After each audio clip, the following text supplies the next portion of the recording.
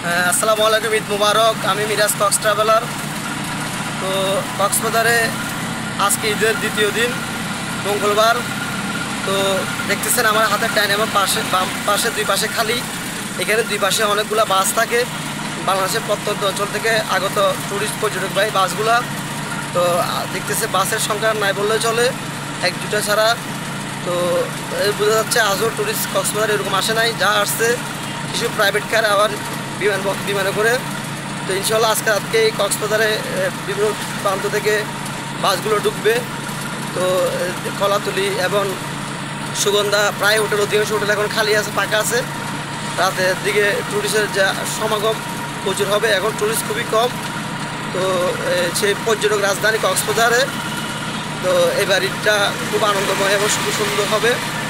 তো এবং কক্সবাজারের যে ট্যুরিস্ট পর্যটক সংশ্লিষ্ট যে কর্তৃপক্ষগুলো আছে, হোটেল মালিক এবং ট্যুরিস্টদের জড়িত টমটম, CNG, private car, speed boat, চাঁদের গাড়ি এবং হোটেল মোটর জোনের যে ব্যবসায়ী বৃন্দ আছে, জিনিস ব্যবসায়ী, হতে আচার ব্যবসায়ী, শুটকি ব্যবসায়ী যারা আছে, তারা স্বতঃস্ফূর্তভাবে পর্যটকদের সেবা দেওয়ার জন্য তারা প্রস্তুত রয়েছে। এবং অন্য বছর থেকে এই বছরে যে পর্যটকদের সেবাটা এবং স্বাস্থ্যসম্মতময় এখন নির্বিঘ্নে যারা যাতায়াত করতে পারবেন। আর যে আগের যে হোটেল এবং মোটর জোরে এবং বিভিন্ন ধরনের যে দাম বাড়ার যে একটা সিন্ডিকেট ছিল, এখন এবার নাই বললে সেটা চলে। একেবারে স্বতঃস্ফূর্তভাবে আপনারা নির্বিঘ্নে এবার ঈদ উদযাপন করতে পারবেন। তো এখন ডলফিন মোড় কলাতলিতে আছে, দেখতেছেন ডলফিন মোড় কলাতলিটা খুবই ফাঁকা, একদম এটা অনেক। এই যে কলাতলি এবং সুগন্ধার যে মেন প্রধান সড়ক আছে, যে রাস্তাটা আছে, দেখতেছেন খুবই ফাঁকা, এরকম যানজট নাই।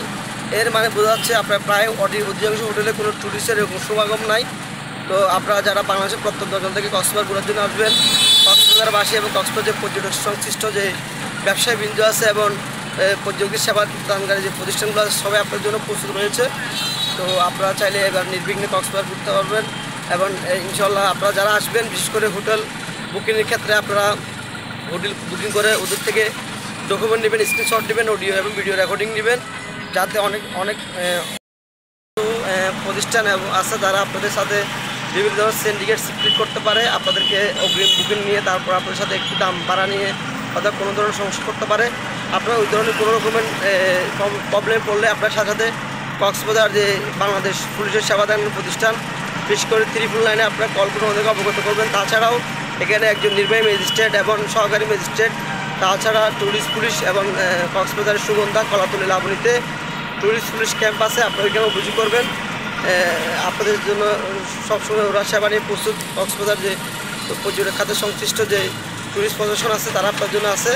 আপনারা কোনো ওরকম কোনো কিছু ভয়ভীতি কোনো কারণ নাই, আপনারা নির্বিঘ্নে কক্সবাজার বিভিন্ন জায়গায় ঘুরতে পারবেন। কোথাও যদি আপনাদের সাথে আনমিসিং অথবা কোনো রকম প্রবলেম আপনারা ফেস করে থাকেন, আপনারা চাইলে কক্সবাজার যে সংশ্লিষ্ট পুলিশ প্রশাসন এবং ট্যুরিস্ট পুলিশ আছে, তাদেরকে আপনারা চাইলে অভিযোগ করতে পারেন। এবং কোনো রকমের আপনারা যাতে হ্যারাসমেন্টের শিকার না হন এবং নির্বিঘ্নে যাতে এবারে ঈদ আপনারা উপভোগ করতে পারেন, তার ক্ষেত্রে আপনারা বিশেষ করে কক্সবাজারে এই ঈদের মৌসুমে কমার বেশ আপনার যে গাড়ি ভাড়া, তাছাড়া আপনার কেনাকাটার ক্ষেত্রে আপনারা সব জায়গায় খাবারের জন্য স্বাচ্ছন্দ্যময় বুক করতে পারেন। বিশেষ করে হোটেল যে বুকিংয়ের ক্ষেত্রে হোটেলের রেট একটু বাড়তি। নর্মালি যে কোনো হোটেল আছে আপনার 5,000 টাকার নিচে কোনো রুম নাই ওরকম। বিশেষ করে কাপড় রুম, হানিমুন, সুইট রুম 5,000 উপরে, সর্বনিম্ন 5,000 টাকা। আর বেসিকলি আপনার নন এসি 3,000 টাকা। তো 3,000 নিচে আপনারা নন এসি রুম পাবেন না, বিশেষ করে এখন নিজের মৌসুম অন্য টাইপের সময়ে যে আসবেন, বিশেষ করে আপনার হোটেল অগ্রিম বুকিং দিয়ে চলে আসবেন এবং ওদের থেকে আপনার হোটেলের স্ক্রিনশট এবং হোটেলের পার্সোনাল যে নাম্বারটা আছে সেটার হোয়াটসঅ্যাপে এবং মোবাইলের যে রেকর্ডিং সিস্টেম আছে সেটা আপনারা রাখবেন বিশেষ করে। তাছাড়া অগ্রিম বুকিং ছাড়া আপনারা যারা আসতে চাচ্ছেন, আপনারা এলেও আসার পরও এখানে চাইলে হোটেল খুঁজে নিতে পারেন আপনাদের মন মতো। তো এই জন্য আপনারা এবারে যে ঈদের মৌসুম, ঈদ হোক আনন্দ, ঈদ হোক শান্তি এবং সম্প্রীতি, ঈদের আমেজ সবার কাছে ছড়িয়ে পড়ুক, এই প্রত্যাশার সামনে রেখে আবারও বলতে চাচ্ছি ঈদ মোবারক। ঈদ